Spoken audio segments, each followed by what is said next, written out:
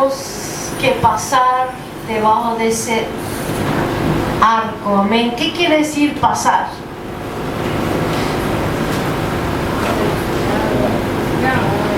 Estar debajo, es como decir que estamos debajo de la sangre de Cristo, ¿verdad?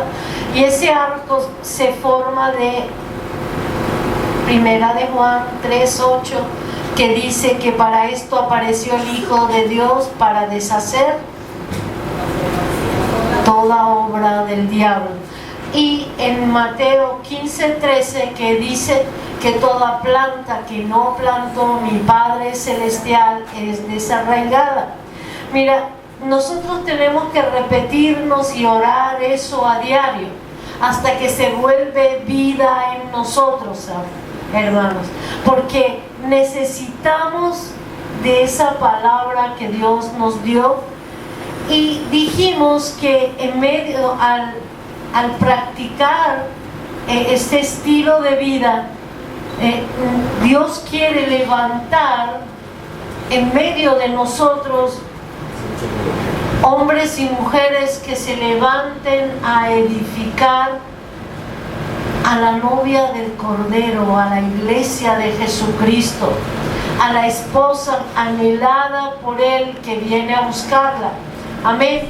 Y hablamos de que cuando Dios ha reedificado el templo en Jerusalén, necesitó de 5 hombres, y esos 5 hombres tenían cosas especiales para que nosotros aprendamos de lo que Dios requiere de nosotros. Hablábamos de Daniel,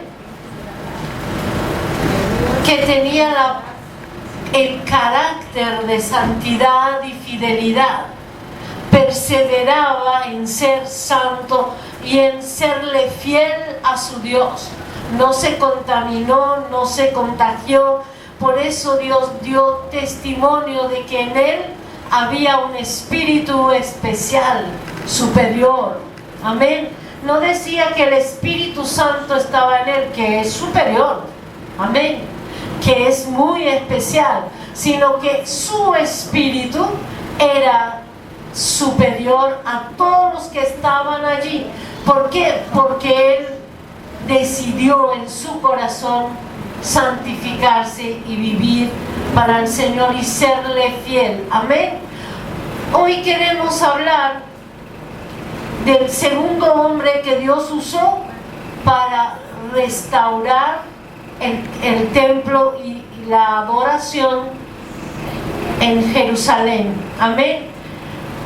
Vamos a abrir nuestra Biblia en el libro de Esdras 1, y dice: en el primer año de Ciro, rey de Persia, para que se cumpliese la palabra de Jehová por boca de Jeremías, despertó Jehová el espíritu de Ciro, rey de Persia, el cual hizo pregonar de palabra y también por escrito por todo su reino, diciendo: así ha dicho Ciro, rey de Persia: Jehová, el Dios de los cielos, me ha dado todos los reinos de la tierra y me ha mandado que le edifique casa en Jerusalén, que está en Judá. Quien haya entre vosotros de su pueblo, sea Dios con él, y suba a Jerusalén, que está en Judá, y edifique la casa a Jehová, Dios de Israel. Él es el Dios, la cual está en Jerusalén. Amén. Vemos el segundo nombre, se llama Ciro. Era un pagano, era un rey que, como él dice, que Dios del cielo, que era Jehová de los ejércitos, le había dado todos los reinos que existían en ese entonces. Amén. Pero vemos un detalle muy importante. Dios usó ¿a quién? A un israelita, a uno que conocía el nombre de Cristo, se le había revelado Dios a su vida. ¿A quién? A un pagano. ¿Qué necesitó Dios para que a Ciro lo use el Señor y en otro lugar lo llama mi siervo. Amén. Dice despertar de su espíritu. Amén. Dice que despertó Jehová el espíritu de Ciro. ¿Qué significa despertar nuestro espíritu humano? Necesitamos ver cómo era Ciro antes de que Jehová le despierta su espíritu. ¿Cómo estábamos nosotros en el mundo? ¿Cómo estaba nuestro espíritu? Dormido, apagado. Amén. ¿Tenía función? Teníamos un poquito de conciencia, que la conciencia es de nuestro espíritu. En algunas áreas libres, pero el resto era que como nos encaminaba este mundo, caminábamos, amén. Y eso ata nuestro espíritu. ¿Me pones? No. La jaulita. Amén. Vamos a ver cómo es. Este es nuestro espíritu, ese pajarito que ustedes ven. Mi espíritu tiene una forma, amén. No es visible, pero tiene una forma, pero no de pájaro. Amén. Aclarado. Gloria al Señor. Mi alma tiene una consistencia, tiene una figura que tampoco se ve, pero se ve las actitudes, mi mirada, mi risa, mi tristeza, habla de mi alma. El cuerpo refleja lo que es el alma. Tú miras a los ojos de alguien y sabes que hay en su alma. Amén. Gloria al Señor. ¿Cómo estaba Ciro? Estaba detrás de los barrotes. Estaba encarcelada su espíritu. Porque en cada barrote de estos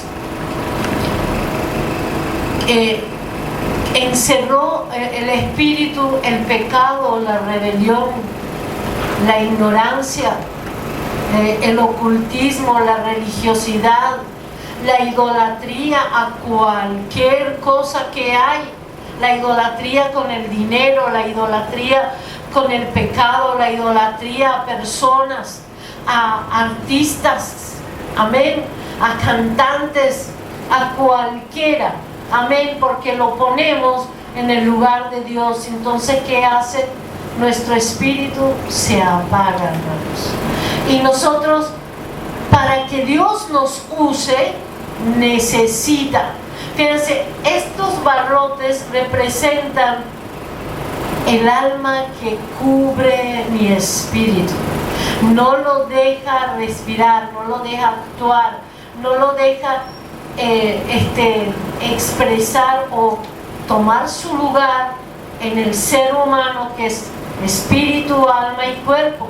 El espíritu es el que va a traer de la presencia de Dios para ordenar a mi alma, pero en lugar de eso, el alma, las emociones, los sentimientos, mi voluntad, hace encerrar, como ese palo que vimos, a mi espíritu. Amén. Y Dios necesita procesarlo. Cuando nosotros recibimos a Cristo, ¿qué es lo que pasa? Nosotros le decimos a Dios: te recibo en mi corazón. Pero lo cierto es que Él no llega a ocupar mi corazón. ¿Por qué? Porque Dios le dio libre albedrío al hombre para tomar elecciones. Como dijimos la otra vez, no hay voluntad para el hombre. ¿Por qué? Porque aquel que decide, si eliges, depende si es de Dios, estás haciendo la voluntad de Dios. Y si es del diablo, estás haciendo la voluntad del diablo. Así que no hay una voluntad en sí para el hombre. No hay una tercera voluntad en el universo hay dos voluntades, la de Dios y la del enemigo. Amén. Pero yo elijo cuál quiero decidir. Yo elijo caminar en santidad o caminar en perversidad. Yo elijo lo santo y desecho lo profano. Amén. Pero mientras desconocía lo que era la verdad que nos liberaba, escogíamos lo que venía, lo que veíamos, lo que nos enseñaban, ¿verdad? Y en eso andábamos detrás de esos barrotes. Ahora, Dios pudo liberar el espíritu de Ciro. Lo vamos a ver más adelante con detalles, cómo él trató como un pagano. Fíjense en la declaración que él hace. Ahora, después que dice la Biblia que despertó Dios su espíritu, que dice: así ha dicho Ciro, rey de Persia, Jehová, el Dios de los cielos, me ha dado todos los reinos. Primero él reconoce que él no tiene nada, sino que Dios le dio, ¿verdad? Dios le dio todos los reinos. Y me ha mandado que le edifique casa en Jerusalén, que está en Judá. Quien haya entre vosotros. Es como llevar a las almas que pertenecen a Dios a la iglesia. Yo lo llamo, esta misión es como el evangelista y el que tiene la responsabilidad y asignadas personas para traerlas a dónde. Las llevaba al templo, las llevaba a la iglesia, a la congregación, para adorar a Dios. Y Dios, entonces, mire cómo que él reconoce: quien haya entre vosotros de su pueblo, sea Dios con él, y suba a Jerusalén, que está en Judá, y edifique la casa de Jehová, Dios de Israel. Él es el Dios. Él era pagano, él tenía cientos de dioses que él adoraba y confiaba, y tenía sus estatuas ahí en su reino. Pero él declaró, porque ¿quién puede declarar? No dice en el Nuevo Testamento que nadie llama a Jesús Señor, sino por el Espíritu. Amén. Si él llamó a Jehová de los ejércitos, el Dios, o sea que no hay otro Dios fuera de él, es porque en verdad él ha tenido ese encuentro con él. Amén. Entonces, cuando yo recibo al Señor, él no viene a habitar en mi alma, él viene a habitar en mi espíritu. Y a través de mi espíritu va despertando. No es una magia que hace así, no, sino que hay cosas que como que podan la tierra y se ve la imagen diferente, y empezamos a tener un diferente testimonio. Amén.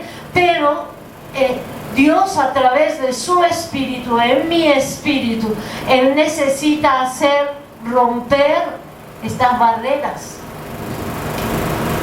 Todo aquello que encerraba a mi espíritu, y estoy detrás de esos barrotes, Dios hace caer, despertándonos y enseñándome.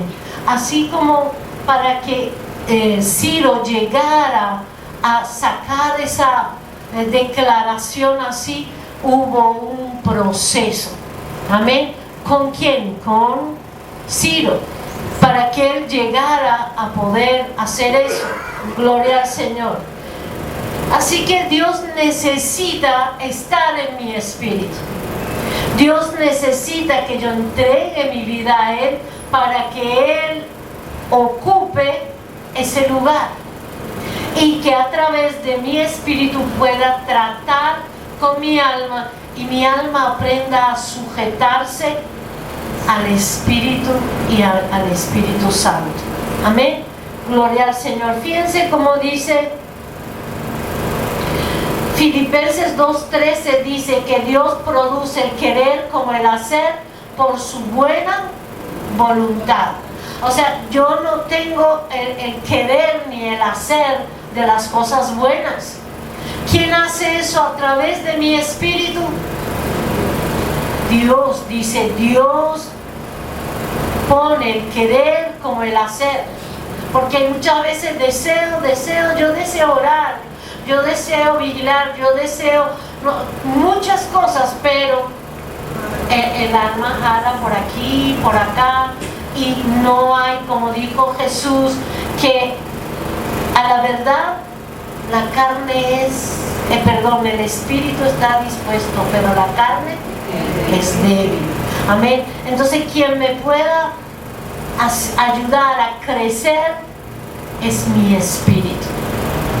Y necesito de poner todas las cosas y entregarlas a Dios. Señor, rompe la rebelión, saca el pecado, saca toda religiosidad de mi vida, saca todo patrón o un estilo de vida que vivía en el pasado, y ayúdame a ser radical en tus caminos. Amén. En Primera de Reyes 17:9 cuenta la palabra de Dios que a Elías le dijo Dios: ve, porque yo he ordenado a la viuda de Sarepta. La viuda de Sarepta, según Jesús dijo que habían muchas viudas, eso está en Lucas 4:26, que había muchas viudas en Israel, pero ¿a quién escogió Dios para que sustente a Elías? A una viuda de Sarepta, que no era israelí. Amén. No tenía, o sea, no es que lo envió allí porque ella tenía abundancia. No tenía, ella le juró que ella tenía un puño de harina y un poquito de aceite y iban a comer este pan y morir. Pero ¿qué pasó? Que Dios ordenó. ¿A quién le ordenó? Al espíritu de la viuda. Cuando Elías llegó, ella no sabía nada, o sea, sus emociones, su carne, su entendimiento no pudo responderle. Pero cuando él le dijo: ve, hazme a mí primero y después verás que no saciará, ¿cómo se dice? No se acabará la harina ni el aceite. Amén. Entonces, cuando él le dijo eso, su espíritu tomó lugar y fue y obedeció. Usted sabe que alguien normal, que tú le llegas a decir eso y le va a quitar el pan a su hijo y dárselo a él, no lo hace, hermano. Las emociones nuestras nos impiden, porque la carne piensa en sí, la carne es egoísta, pero Dios ordenó a su espíritu. Entonces fue e hizo como él le dijo, y no escaseó ni la harina ni el aceite hasta que llovió, dice la palabra. Entonces nosotros entendemos que sí, hermanos, necesitamos el despertar de nuestro espíritu. Debemos entregar nuestro espíritu, así como dice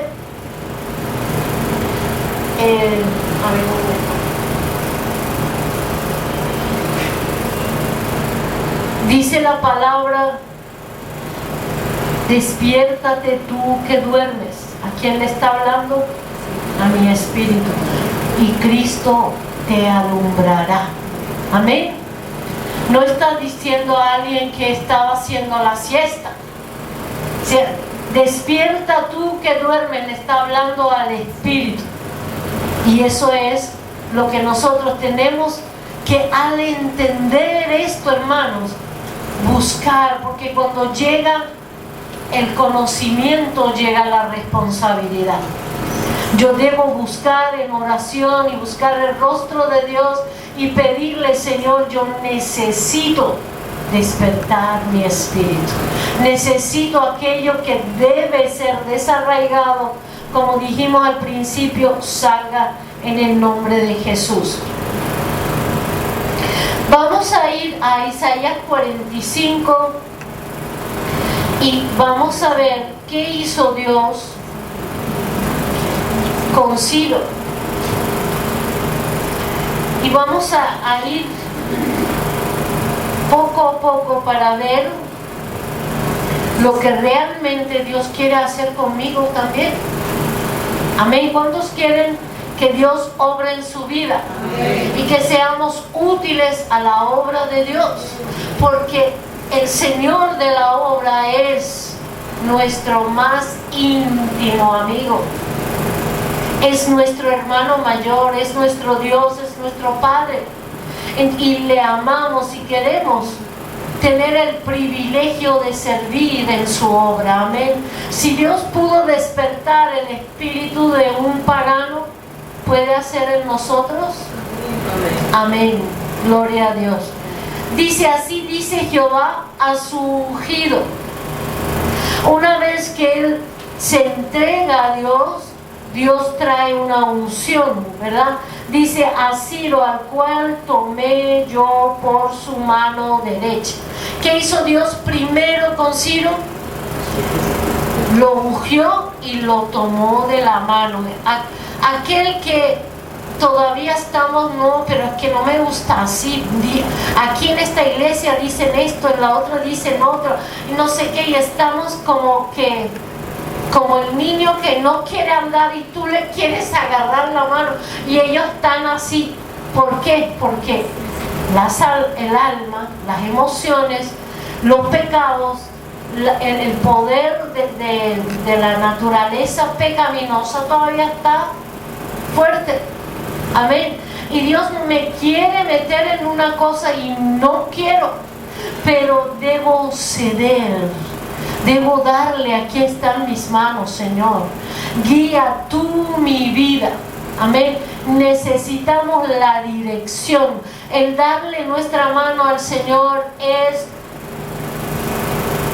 dejarlo guiar nuestra vida. Amén.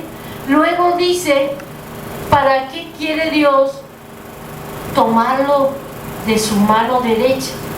Dice, para sujetar naciones delante de él y desatar lomos de reyes. O sea, yo te voy a encaminar si obedeces, si te sometes, si eres sumiso a la dirección que el Espíritu Santo te guíe. ¿Qué va a hacer? Va a sujetar naciones.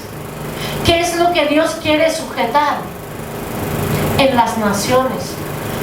Es sujetarlos para que se postren ante Ciro y para que él sea el rey sobre ellos. ¿Qué quiere decir sujetar a naciones?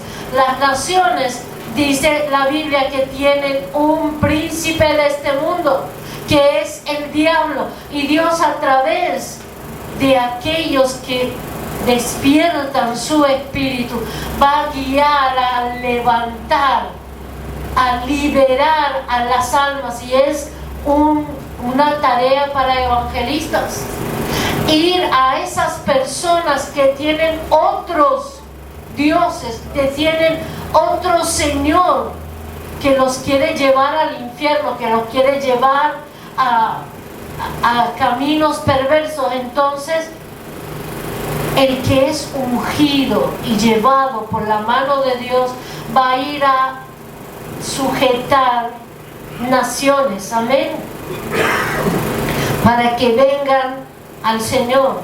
Y dice, y desatar lomos de reyes. Nosotros hablamos muchas veces que desatar lomos de reyes es liberar a los que están en autoridades. Cuando esas autoridades están llenas de codicia, de ambición, de poder, de todo lo que ofrece el enemigo, ¿qué hace él? Los cubre sus lomos, el enemigo los posee, amén, y a través de el libertad de mi espíritu y la guianza del Espíritu Santo, dice, para sujetar delante de él y desatar lomos de reyes. Cuando los reyes, las autoridades en una nación son libres de la desechanza, de la acechanza, del enemigo, todas las cosas tienen que cambiar. ¿Qué es lo que trae la maldad y el egoísmo, la codicia, la corrupción del enemigo? Y el puesto de autoridad, si peca uno y terminó su tiempo y llegó otro, hereda, hermanos, lo que existe ahí. El pecado del anterior, la nueva autoridad lo adopta, lo recibe y vive, y aún más. Amén. Entonces nosotros necesitamos tener esa comunión con Dios y esa libertad de nuestro espíritu para poder llegar a esto. Amén. Dice, para abrir delante de él puertas, y las puertas no se cerrarán. ¿Cuántas veces queremos lograr algo y no podemos? En un libro del hermano Harold Caballero dice que Dios le dijo que compraran una parcela de tierra para hacer ahí una iglesia, y era como imposible, trataban, hasta que el Señor le mostró que ahí hay una potestad, un principado reinando en este terreno por pecados ancestrales, por pecados que a lo mejor hasta los indígenas son los que han atraído. Cuando ellos empezaron a orar, a descubrir quién vivía ahí, qué practicaban, qué pecados tenían, y clamaron a Dios, pidieron perdón, hicieron lo que tenían que hacer. ¿Y qué pasó? Que cuando ellos fueron a reunirse con los propietarios del terreno, le dijeron el precio que ellos podían pagar, ni más ni menos. Cuando yo arreglo las cosas espiritualmente, las puertas se abren, hermanos. Estaba cerrada esa puerta, no podían comprar este terreno. Y problemas, cuando resolvieron lo espiritual, quien tenía la autoridad y el dominio de este terreno, ¿qué hicieron ellos? Lo despojaron, le ordenaron que se vaya. Cuando se fue, entonces se presentaron ante los dueños, y la sorpresa del hermano Harold Caballero fue que el dueño le dijo: mire, hermano, yo lo máximo que puedo dejártelo es este monto. Y él se quedó así, dijo: ese es el monto que yo cargaba, no podía dar más. Amén. Y así se resolvió. Y eso es lo que Dios quiere hacer en nuestras vidas. Si hay puertas cerradas en mi vida, puedo, a través de un espíritu libre, llegar a descubrir y luchar, y Jesús va a abrir esas puertas. Amén. Dice: yo iré delante de ti y enderezaré los lugares torcidos. ¿Qué quiere decir lugares torcidos? Recuerden cuando la Biblia habla escombros de muchas generaciones. ¿Qué quiere decir escombros? El pecado trae ruina, el pecado trae desastres, amén, trae problemas, trae desórdenes familiares, rupturas, amén. ¿Qué trae eso? El pecado. Entonces, cuando Él dice enderezaré lugares torcidos, es que Él va a reparar todos esos escombros, va a edificar en vez de que queden en ruina. Amén. A nadie le es sorpresa de que nosotros podamos decir que tú sales y das unas vueltas en las ciudades de este país y hay mucha ruina, hermanos. Hay mucha ruina. ¿Por qué? Por el pecado de los hombres. Y es la tarea de la iglesia. Mientras la gente deje el pecado, Dios hará reparar esas ruinas. Amén. Él enderezará los lugares torcidos. Dice, quebrantaré puertas de bronce. Puertas de bronce representan a los cielos de bronce y a la tierra de bronce. ¿Qué significa eso? Que hay impedimentos fuertes que solo Dios puede hacer que se caigan. Amén. Puede una palabra hacer caer esas puertas. Una palabra ungida y con poder. Yo lo he vivido en mi vida, hermanos. Yo tenía una compañera de trabajo y un día ella me preguntaba que si yo era cristiana, que si yo hablaba con Cristo, y o sea, yo la rechazaba. Y un día ella me dijo una palabra, que esa puerta de religiosidad que yo tenía cayó. Una palabra. Me dijo, Dios tiene planes para ti, Cristo te ama. Cuando ella me dijo esto, no me lo dijo a mis emociones, ni a mi voluntad, ni a mis sentimientos. Esa palabra llegó a mi espíritu, hermano. Cuando ella habló así, mi espíritu se despertó. Y yo empecé a buscarla a ella para que ore por mí. Un día que oró por mí, ella dijo, yo soy tuya y tú eres mío. Y yo repetí. Cuando regresé ese día a mi casa, yo tenía una forma de orar diferente. Yo empecé a hablar con Dios como nunca había oído, nunca había ido a una iglesia evangélica, nunca había visto a alguien que orara hablando a Dios de tú a tú. Y empecé a decir cosas que no estaban en mi alma, en mis emociones, sino estaban en mi espíritu. Y yo vi cómo cayó esa puerta. Por eso yo le digo y le animo al comité de evangelismo, tienen que pedir el despertar de su espíritu. No es ir y hacer modelos de cosas que hemos visto, ir y decir la palabra precisa, porque saben, yo no tuve necesidad de que me prediquen, porque esa mujer solo dijo eso: habla con Cristo, Él te ama, tiene planes para ti. Solo esto. Y yo estuve 8 meses en mi casa, leía y la palabra se volvía verdad. El espíritu de la Biblia, el espíritu de la palabra que dice que es viva y eficaz, estaba siendo eficaz en mí. ¿Por qué? Porque despertó mi espíritu.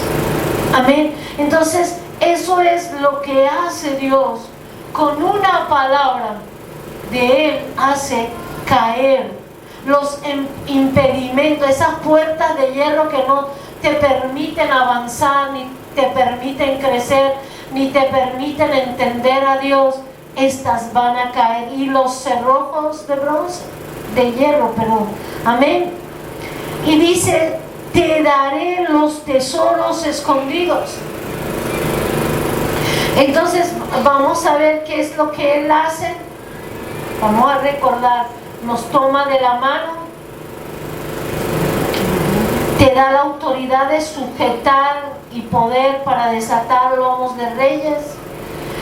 Y eso es gobernar, hermanos. Cuando yo logro esto, en vez de que me ata el enemigo o estoy obligada a hacer esto y lo otro, yo gobierno.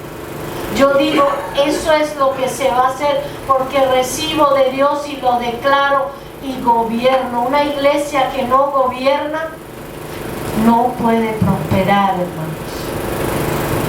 Y eso lo dejamos para un estudio más profundo. Y tenemos que gobernar en el área espiritual. Tenemos que gobernar de la mano con Cristo. Él es Señor de toda la tierra. Nadie se le escapa. Nadie puede hacerle frente. Amén. Y si yo estoy tomado de su mano, ¿cómo iré? Gobernando al lado de Él. Amén. Entonces lo necesitamos, gloria a Dios. Abrirá y cerrará puertas delante de nosotros, la que se requiere. Enderezará lugares torcidos, como dijimos, quebrantará puertas y cerrojos. Y venimos al punto que dice: y te daré los tesoros escondidos y los secretos muy guardados. ¿Cuáles son los tesoros que Dios quiere dar a los hombres? ¿Cuál es nuestra riqueza?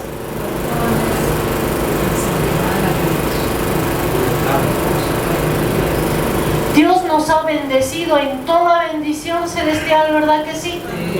Pero no las tenemos todas. ¿Por qué no las tenemos? Porque hay secretos muy guardados. ¿Cuáles son los secretos guardados? Pactos que se hayan hecho en el pasado, declaraciones nuestras que hayamos dicho, ¿verdad? Pecados ocultos de generación en generación, proclamación de abuelos y abuelas que han entregado su descendencia a cosas, a sus creencias, a demonios por tener poder y riquezas. Amén. Entonces estas cosas están bien escondidas, no las conocemos. Vimos a David como él dice: líbrame de los pecados ocultos.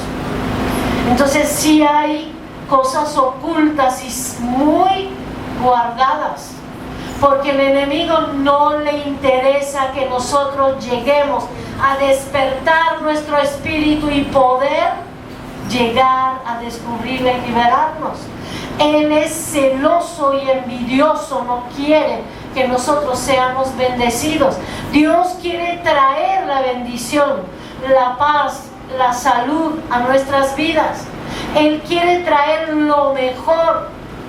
Y aparte de eso, cuando yo estoy en ese crecimiento espiritual, voy a empezar a disfrutar de esas riquezas espirituales que Dios nos ha dado en los dones, de ver la gloria de Dios en su presencia, de ver milagros y prodigios a diario. A diario uno ve, hermanos, milagros que Dios obra a través del servicio que nosotros ofrezcamos al Señor con su dirección. Amén. Entonces nosotros tenemos que tener ese espíritu despierto y pedir al Espíritu Santo: ¿qué es lo que me impide, Señor, ser prosperado? ¿Qué es lo que me impide ser sanado? ¿Qué es lo que me impide tener las fuerzas de búfalo, las alas de águila, el tiempo para servirte? Todo esto el enemigo lo quiere robar por cosas secretas que están muy guardadas. Gloria al Señor. Pues un ejemplo de esto voy a comentarles en 2 de Samuel 21, 1 y 2.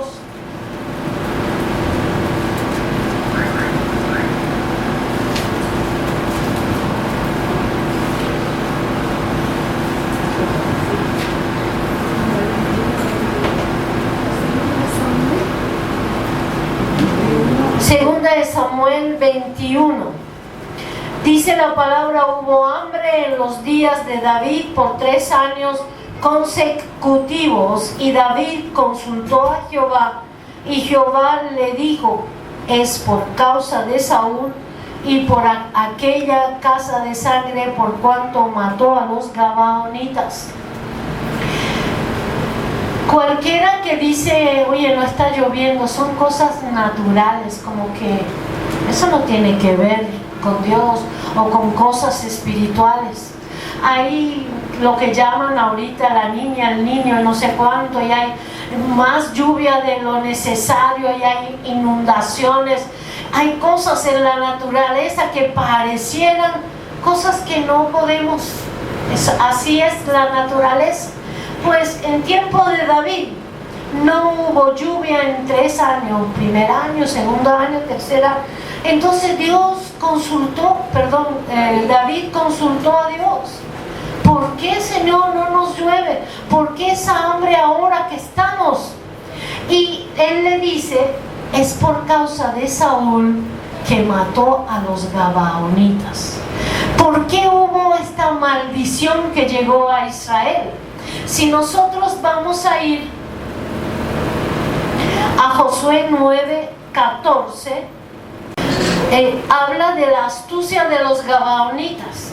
Esto pasó como 400 años antes del tiempo de David, que engañaron los gabaonitas a los israelitas en el tiempo de Josué, porque vieron que Dios estaba con él y que ellos avanzaban, todos los enemigos que se levantaban, Dios se los entregaba en sus manos, y avanzaban, y dijeron: ay de nosotros, ellos también van a ir contra nosotros. Entonces se disfrazaron, se vistieron de silicio, como que viniesen de lejos. Entonces le dijeron a los israelitas: así como ustedes son forasteros aquí, nosotros también. Así que vamos a hacer un pacto de no agresión. Ustedes no se meten con nosotros, no nos matan, no nos invaden, y nosotros tampoco a ustedes. Y ellos hicieron este pacto sin consultar a Dios, porque si ellos consultaran a Dios, Dios iba a decir: ellos son vecinos de ustedes. Amén. Pero a veces hacemos cosas que en nuestra ignorancia, dirigidos por nuestras emociones, pero así sea, es un pacto. Y uno dice: oye, pero pasaron 100 años, 200 años, 300 años, y ya esto quedó en el pasado. Pero en tiempo de Saúl, él le dio a lo mejor ignoraba la escritura. Y fíjense, durante todo este tiempo, de generación en generación, nunca hubo guerra entre los gabaonitas y Israel. Nunca. Amén. Cuando a Saúl se le ocurre ir y matar a algunos de ellos, se rompió el pacto. Y por esa causa el enemigo trajo maldiciones. ¿A quién? A Israel, porque rompió ese pacto. ¿Cuántos pactos contrarios a nosotros? Amén. En medio de todo, ellos lo que querían era paz. Amén. Pero cuando nosotros vemos a veces, como nosotros atendimos a una persona que él estaba casado con una cantante, no conocía a Dios, y él pactó con ella que si uno de los dos se muriera, el otro no puede casarse con otro. Entonces murió la mujer.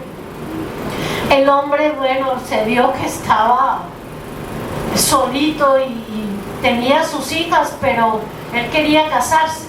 Él estaba casado con una cantante muy famosa, entonces eligió a una Miss Uruguay y se casó con ella. Una vez casado con ella, llegó hasta la ruina, hermano. Era un hombre prosperado, era un hombre que tenía avioneta, tenía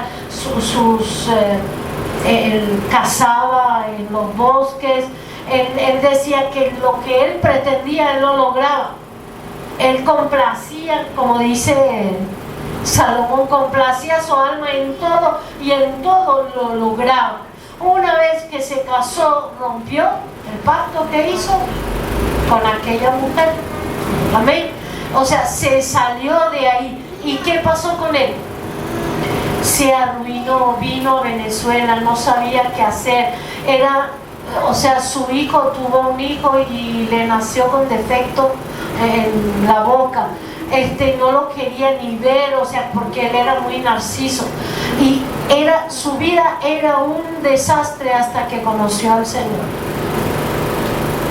Cuando conoció al Señor en un va y ven, y un día el Señor me inquietó para darle una palabra, y él, o sea, tuvo que decir lo que había vivido, porque una noche salió de su casa, durmiendo como un sonámbulo, salió de su casa y cuando vino a darse en sí, se vio frente al Guaire y abrió los ojos y estaba por lanzarse al agua y veía un demonio, desde luego que se disfrazó de la esposa y le decía: tú no puedes estar casado, tú tienes que morir como yo morí.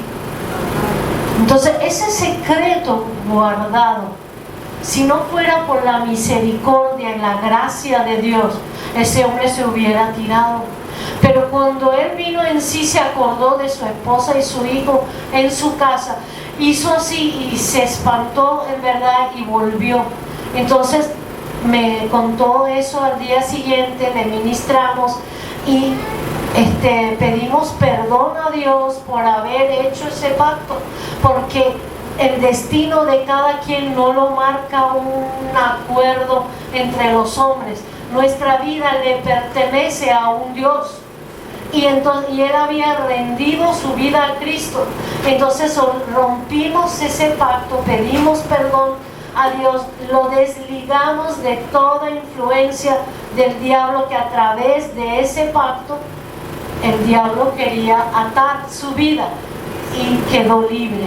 Amén. Entonces hay cosas que solo el Espíritu Santo puede traer luz y abrir las puertas, derribar esos pactos y esas maldiciones que han venido por la causa que sea. Dios la va a revelar.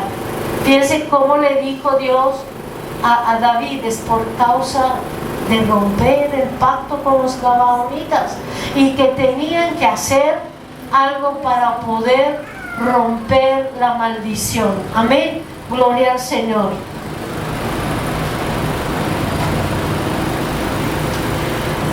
Vemos también el caso de Saúl. Dice la palabra que cuando fue ungido, Dios mudó su corazón. ¿Qué quiere decir mudar? O sea, él como podar el corazón de él, y él cambió, o sea, hubo un renacer en él, y llegó donde la escuela de los profetas y profetizaba.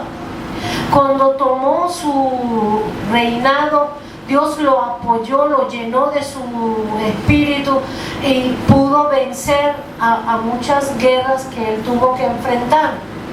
Solo que cuando David se levantó y fue con él a la guerra, y entonces empezaron a decir y cantaban las mujeres que Saúl mató a 1000 y David a 10,000, que él se levantó en él la envidia, los celos, el temor de que le roben su lugar. Si algo Dios te dio, nadie te lo puede quitar, hermanos. No hay lugar a celos y envidia. Las envidias atan. Y esto es un secreto guardado. Mientras tú no descubres que si David hubiera descubierto y desatado su vida de esa envidia, a lo mejor no tendría tanta persecución de él. Amén. Nos pasan nuestras vidas, hermano. Así que cuando Saúl cayó en esa envidia, cayó en esa en esos celos, el Espíritu Santo se apagó en él. Y cuando quiso seguir, o sea, a cuesta de lo que sea, estar con su reinado, quería proteger como sea, empezó a ser rebelde a Dios. Samuel, como autoridad espiritual, le dijo: quédate 7 días en ese lugar hasta que yo llegue. Cuando pasaron los 7 días se desesperó, y conocemos cómo la historia. Él se puso a ofrecer sacrificio a Dios sin corresponderle. La desesperación, hermanos, trae muchas cosas. Si voy a desesperarme porque me van a quitar esto o lo otro, entonces voy a ir en manos del enemigo. La paz trae al Señor. Cuando yo en cualquier angustia invoco a Dios, Dios traerá su paz. No tengo que desesperarme, no tengo que luchar yo. Dios luchará por mí. Amén. La segunda vez que él desobedeció a Dios, fue desechado, a pesar que Dios mudó su corazón. Pero la obra de la carne envolvió a su espíritu y fue desechado. Entonces es tan importante, hermanos, es tan importante clamar a Dios, que el Señor despierte nuestro espíritu.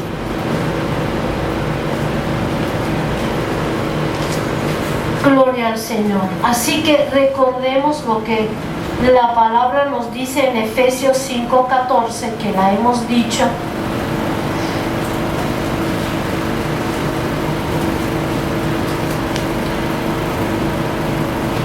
Que dice: despiértate tú que duermes, levántate de los muertos, porque el tener el espíritu apagado es vivir como muertos. Jesús, ¿qué le dijo? Dejad a los muertos, enterrad a sus muertos. El que no tiene el Espíritu Santo en su espíritu es como un muerto. Y dice: y te alumbrará Cristo. En la luz de Cristo se mostrarán todas las cosas.